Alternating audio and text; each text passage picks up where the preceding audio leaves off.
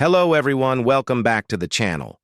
Today we are going to dive deep into a very important and complicated issue that many people around the world are talking about, the truth behind the Israel versus Yemen conflict.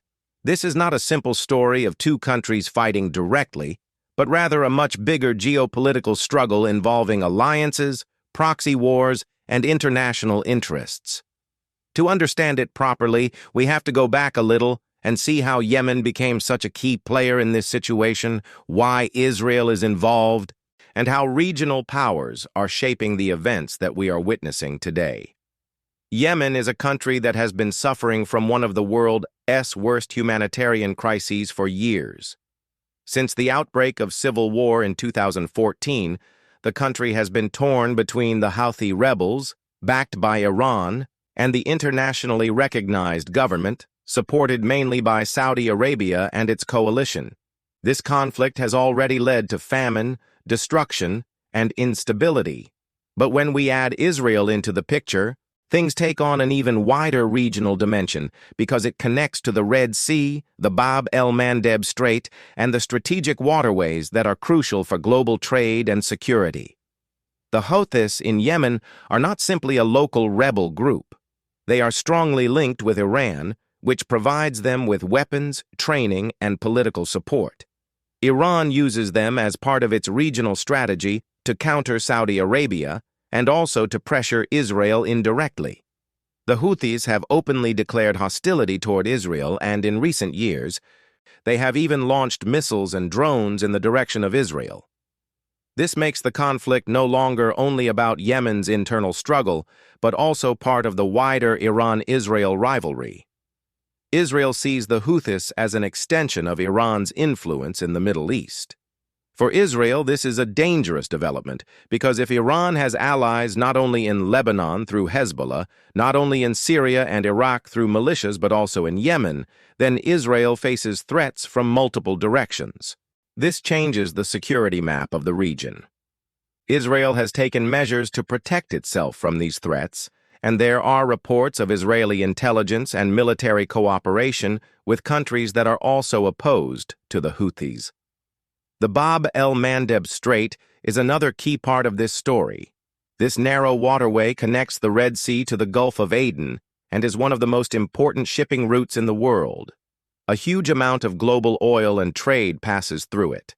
If the Houthis, who control parts of Yemen's coast, can threaten this route with missiles, mines, or drones, then it becomes a serious international security issue. Israel, which relies on shipping routes for its imports and exports, considers control over this strait a matter of national interest. This explains why Israel is deeply concerned about what is happening in Yemen, even though geographically they are not immediate neighbors. The United States also plays a major role in this conflict. Washington supports Israel, and at the same time it backs Saudi Arabia and other Gulf allies in their struggle against the Houthis. American warships have been deployed in the Red Sea to intercept Houthi drones and missiles. But despite this, the Houthis have shown surprising capability in striking targets far away, including in Saudi Arabia, the United Arab Emirates, and even Israel. This demonstrates how advanced their weaponry has become, largely thanks to Iranian support. From the Yemeni perspective, the Houthis frame their struggle as resistance against foreign intervention. They present themselves as defenders of Yemen's independence against Saudi and Western influence. But their rhetoric also includes sharp hostility toward Israel, which they describe as an enemy of the region. This language and ideology are not only about Yemen itself, but about connecting their struggle to the larger axis of resistance led by Iran. For Israel, this makes them a dangerous proxy group that cannot be ignored. Some analysts argue that Israel's involvement in Yemen is not always direct, but through coordination with Saudi Arabia, the UAE, and even Western powers. There have been reports of Israeli drones and surveillance systems being used to monitor Houthi activities. While Israel does not openly admit to being deeply involved in Yemen, its security interests clearly push it toward cooperation with any regional power that wants to stop Houthi expansion. This shows how Yemen has become part of a wider chessboard where Iran, Israel, Saudi Arabia, and the United States are all competing. At the same time, the humanitarian crisis in Yemen continues to worsen. Millions of people are living in extreme poverty, with food shortages, lack of medicine, and constant danger from airstrikes and missile attacks. While international powers fight for influence, ordinary Yemeni citizens are the ones paying the heaviest price. Israel's concern about security is real, but so is the suffering of Yemen's people, who are often caught between the Houthis and the coalition forces. This is why international organizations keep calling for peace, though achieving it has proven very difficult. It is also important to look at how this conflict affects the broader Middle East balance. Saudi Arabia has been trying to reach understandings with Iran, and recently there were signs of diplomacy between them. If Saudi-Iranian relations improve, then Yemen might see some de-escalation. But the hostility between Israel and Iran remains extremely strong, which means that even if Saudi Arabia and Iran find common ground, Israel will still view the Houthis as a major threat. This makes the Israel-Yemen dynamic more complex, because it cannot be separated from the larger Iran-Israel conflict. Another layer to consider is the normalization agreements between Israel and some Arab states, such as the United Arab Emirates and Bahrain. These new relations have created opportunities for Israel to build security and intelligence partnerships in the region.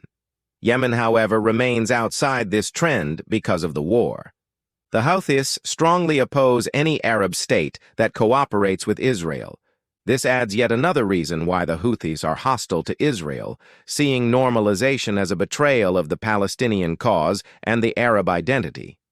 Looking at the future, the question is whether Yemen will remain a battlefield for proxy wars or if it will find a path to peace. If the conflict continues, Israel will likely deepen its involvement indirectly because it cannot afford to let Iran strengthen its foothold in Yemen.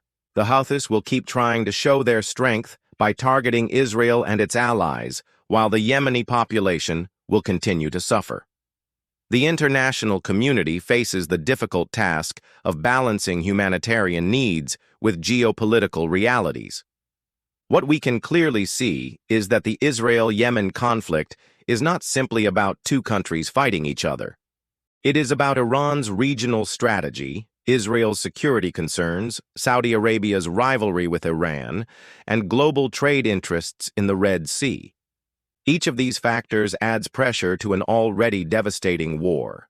The truth behind this conflict is that Yemen has become a stage for much larger battles, and Israel is forced into the picture because of Iran's use of the Houthis as a weapon against it. In conclusion, understanding the Israel versus Yemen conflict means recognizing the layers of politics, security, and humanitarian issues involved. It is not just a story of missiles and drones, but of people, strategies, and alliances. Yemen is suffering, Israel is protecting itself, Iran is expanding influence, and global powers are intervening. This is why the conflict remains unresolved and dangerous. The world must pay attention not only to the military actions, but also to the human suffering and the possibility of peace. Only then can we see the full truth behind this conflict and why it matters so much to the Middle East and beyond.